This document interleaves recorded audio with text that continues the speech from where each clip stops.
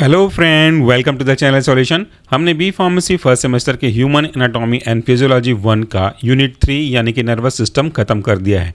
और जब हम हर एक यूनिट को ख़त्म करते हैं तो उसके बाद उस यूनिट से संबंधित कुछ मॉडल क्वेश्चन पेपर आपके लिए लेकर के आते हैं ताकि आप एग्जाम के पॉइंट ऑफ व्यू से इस यूनिट की तैयारी कर सको। तो आज का जो क्वेश्चन पेपर है इसमें 3 सेक्शन होंगे, multiple choice question, long answer type question, short answer type question. तो चलिए शुरू करते हैं। Section 1 multiple choice question. पहला क्वेश्चन है the nervous system consist of. जब आप बात करते हो नर्वस सिस्टम की तो वो किस किस चीज़ों से कंसिस्ट होता है? ऑप्शन है brain, spinal cord, peripheral nerves या फिर all of the above. Nervous system यानी कि एक ऐसा सिस्टम जिसमें different types of nerve include होते हैं। और अगर आप पहले के 2 ऑप्शन देखोगे यानी कि अगर आप ब्रेन देखोगे, स्पाइनल कॉर्ड देखोगे तो ये आपके CNS यानी कि सेंट्रल नर्वस सिस्टम का हिस्सा होता है। और अगर आप बात करो पेरिफेरल नर्व तो भी एक डिवीज़न है आपके नर्वस सिस्टम का। तो जो हमारा राइट आंसर होगा वो होगा D, all of the above, क्योंकि भाई सब कुछ तो आपके नर्वस सिस्टम का पार्ट है। दूसरा क्वेश्चन है the central nervous system consist of. अभी हमने बात किया था कि सेंट्रल नर्वस सिस्टम किससे कंसिस्ट होता है। नर्वस सिस्टम के 2 पार्ट हैं, सेंट्रल नर्वस सिस्टम और दूसरा होता है आपका पेरिफेरल नर्वस सिस्टम। तो सेंट्रल नर्वस सिस्टम में आपका ब्रेन और स्पाइनल कॉर्ड इंक्लूड होते हैं, जबकि इनके अलावा जो भी नर्व बचते हैं वो आपके पेरिफेरल नर्वस सिस्टम में इंक्लूड होते हैं। तो यहाँ पे सेंट्रल नर्वस सिस्टम का क्वेश्चन पूछा है कौन कौन से पार्ट सेंट्रल नर्वस सिस्टम का हिस्सा है। ऑप्शन है ब्रेन और स्पाइनल कॉर्ड। हमको पता है कि ये दोनों इंक्लूडेड हैं। तो क्या आपके ऑप्शन में दोनों कवर करने वाला कोई ऑप्शन है? हाँ, option C, both A and B। तो ये हमारा सही आंसर होगा। आगे बढ़ते हैं। नेक्स्ट क्वेश्चन है which nerve transmitting impulse to the central nervous system. इनमें से कौन सा नर्व ऐसा है जो नर्व इम्पल्स को ट्रांसफर करता है किस किस तरफ? टू सेंट्रल नर्वस सिस्टम यानी कि ब्रेन की तरफ। Sensory nerve, motor nerve, efferent nerve या इफेक्टिव नर्व। देखिए यहाँ पे क्वेश्चन कंफ्यूजिंग है, जानबूझकर कैसा प्रिपेयर किया गया है। ऐसा नर्व जो मैसेज को सेंट्रल नर्वस सिस्टम की ओर लेके जाता है। तो सेंट्रल नर्वस सिस्टम मतलब ये आपका ब्रेन हो गया। So this is brain and this is spinal cord. तो इसको हम लोग स्पाइनल कॉर्ड बोलते हैं। तो ऐसा नर्व जो मैसेज को आपके इसी सेंट्रल नर्वस सिस्टम की ओर लेके जाता हो उसे हम क्या कहेंगे? तो इसको हम लोग बोलते हैं सेंसरी नर्व। तो राइट आंसर होगा आपका ए, सेंसरी नर्व। मोटर नर्व क्या करता है? मोटर नर्व इस ब्रेन से लेकर के मैसेज को आपके पेरिफेरल पार्ट में भेजता है। तो ये कहलाता है मोटर नर्व और ये आपका कहलाता है सेंसरी नर्व। तो सेंसरी नर्व कहाँ से ले गया? बॉडी के दूसरे पार्ट से लेकर के आपके ब्रेन तक ले गया। अब तीसरा ऑप्शन जानबूझ करके दिया गया है इफ्रेंट नर्व, क्योंकि इफ्रेंट नर्व का जो दूसरा नाम है वो मोटर नर्व ही है। तो दोनों एक ही हो गए। तो यहाँ पे आपका आंसर ये नहीं होगा, आपका आंसर होगा ए, सेंसरी नर्व। इसके बाद देखिए अगला क्वेश्चन है ईच न्यूरॉन कंसिस्ट ऑफ। हर एक न्यूरॉन किससे किससे बनकर के जुड़ करके बना हुआ होता है? सेल बॉडी, एक्सॉन, डेंड्राइट्स या ऑल ऑफ द एबव। मैंने आपको इसके 2 वीडियोस बना करके बताए थे कि न्यूरॉन का जो स्ट्रक्चर है वो क्या क्या है। सेल बॉडी तो होगी मेन, एक्सॉन होगा जो एक लंबा हिस्सा नीचे के आगे की ओर प्रोजेक्ट होगा, डेंड्राइट्स उसे निकले हुए छोटे छोटे सेल्स होंगे। और ये सब तीनों चीज़ें, सेल बॉडी, एक्सॉन, डेंड्राइट्स, तीनों के तीनों नर्व सिस्टम का एक पार्ट है, न्यूरॉन का हिस्सा है। तो हमारा राइट आंसर होगा ऑल ऑफ द एबव यानी कि डी ऑप्शन। 5वां क्वेश्चन है neurons are supported by connective tissue and are collectively known as. Neuron किसके द्वारा सपोर्ट किए जाते हैं? Connective tissue. और इस तरह के कनेक्टिव टिश्यू को कलेक्टिवली हम क्या बोलते हैं? ऑप्शन है आपका neuroglia, cartilage, tendons, ligament. Cartilage, tendon, ligament ये आपके इंटीग्यूमेंटरी सिस्टम में हमने स्केलेटल सिस्टम में पढ़ा था। तो आपके पास केवल एक ऑप्शन बचता है न्यूरोग्लिया। तो हमारा राइट आंसर होगा क्या? ए यानी कि न्यूरोग्लिया। आगे बढ़ते हैं अगले क्वेश्चन की ओर। तो उससे पहले मैं आपको बता दूं कि अगर आप इस तरह के बहुत सारे क्वेश्चन, कई थाउजेंड्स क्वेश्चन अटेम्प्ट करना चाहते हैं, इनकी स्टडी करना चाहते हैं, तो हमारा एक किताब है MCQs in human anatomy and physiology written by me and my colleagues. तो अगर आप ये परचेज करना चाहेंगे तो अमेजॉन में आप इसे परचेज कर सकते हैं। इस किताब में आपको काफ़ी सारे हजारों क्वेश्चन, पूरा ह्यूमन एनाटॉमी 1 और 2 कवर किया हुआ होगा। ये सारे क्वेश्चन भी आपको मिलेंगे। आगे बढ़ते हैं क्वेश्चन नंबर 6 पे। तो ये एक ऐसा क्वेश्चन है जो आपको याद रखना चाहिए क्योंकि यहाँ पे आपकी जो वैल्यू है वो फिक्स्ड है। How many % constitute the neuroglia और glial cell of all brain cell. पूरे के पूरे ब्रेन सेल में न्यूरोग्लिया यानी कि ग्लियल सेल का कितना हिस्सा होता है, कितना परसेंटेज होता है? ऑप्शन है 10%, 20%, 60% या 5%। यहाँ पे आपको लॉजिक नहीं, आपको याद करना पड़ेगा। आंसर है आपका सी 60%, तो इसको मुझे टिक कर देना चाहिए। Next question, an axon single long extension that begins as a slight enlargement of the cell body is called।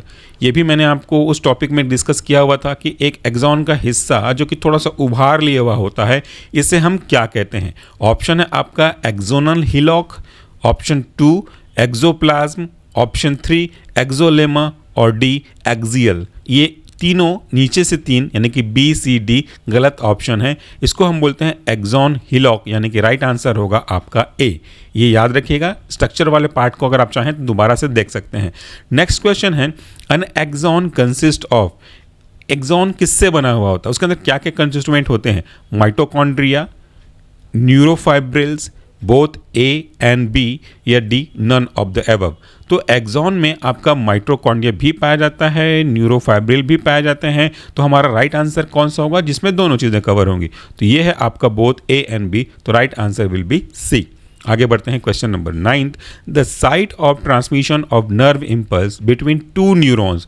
देखिए एक ऐसी जगह जहाँ पे न्यूरो ट्रांसमीटर ट्रैवल कर रहे होंगे, कहाँ, बिटवीन टू न्यूरॉन्स, इसे हम क्या कहते हैं। ऑप्शन है साइनेप्स, जंक्शन, फिलामेंट या फिर इंटरस्टिशियल स्पेस। इसे हम कहते हैं साइनेप्स। साइनेप्स मतलब जहाँ पे दो नर्व आपस में मिलते हैं, फिजिकली टच नहीं करते। ये है आपका A, right answer is A. आगे बढ़ते हैं क्वेश्चन नंबर 10 पे, each nerve bundles have protective covering of connective tissue which are. हर एक नर्व के पास एक प्रोटेक्टिव कवरिंग होता है कनेक्टिव टिश्यू का, इसे हम क्या कहते हैं। ऑप्शन है आपका एंडोनेयूरियम, ऑप्शन बी है पेरिनेरियम, ऑप्शन सी है इपिनेयूरियम और option D all of the above. आपका जो सही आंसर है वह है D all of the above. आगे बढ़ते हैं question number 11, type of neuroglia produce myelin sheath are. एक ऐसा न्यूरोग्लिया जो माइलिन शीथ प्रोड्यूस करता है वो कौन सा है।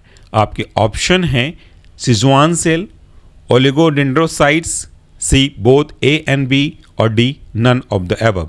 आपका राइट आंसर है Schwann cell as well as oligodendrocyte. तो जो प्रॉपर आंसर है वह है बोथ ए एंड बी, तो हमारा राइट आंसर होगा सी। आगे बढ़ते हैं क्वेश्चन नंबर 12 पे, an impulse on myelinated nerve fibres can travel about. एक स्पीड क्या होगी उस इम्पल्स की जो कि एक माइलिनेटेड नर्व फाइबर से गुजर रहा होगा। याद रखिएगा यहाँ पे माइलिनेटेड वर्ड बहुत इंपॉर्टेंट है, इसका काम ही तो वही है स्पीड अप करना सिग्नल को। इसके ऑप्शंस हैं 5 एम पर सेकेंड, 8 एम पर सेकेंड, 120 एम पर सेकेंड या फिर डी 10 एम पर सेकेंड। आपका आंसर है सी 120 एम पर सेकेंड। इसके बाद आगे बढ़ते हैं question number 13, which neuroglia helps in the formation of blood brain barrier. Blood brain barrier मतलब एक ऐसा बैरियर जो कि कुछ कॉन्स्टिट्यूएंट को जो कि ब्लड में है वो ब्लड से ब्रेन तक जाने नहीं देते, सेलेक्टिव परमेबिलिटी होती है। तो ऐसे बैरियर जो कि हम लोग ब्लड ब्रेन बैरियर बोलते हैं वो किससे बना हुआ होता है। ऑप्शन है आपका सिजुआन सेल, दूसरा है ओलिगोडेंड्रोसाइट्स, तीसरा है आपको माइक्रोग्लिया और चौथा है आपका एस्ट्रोसाइट। तो राइट आंसर है एस्ट्रोसाइट, डी। आगे बढ़ें question number 14, the grey matter of nervous system contains.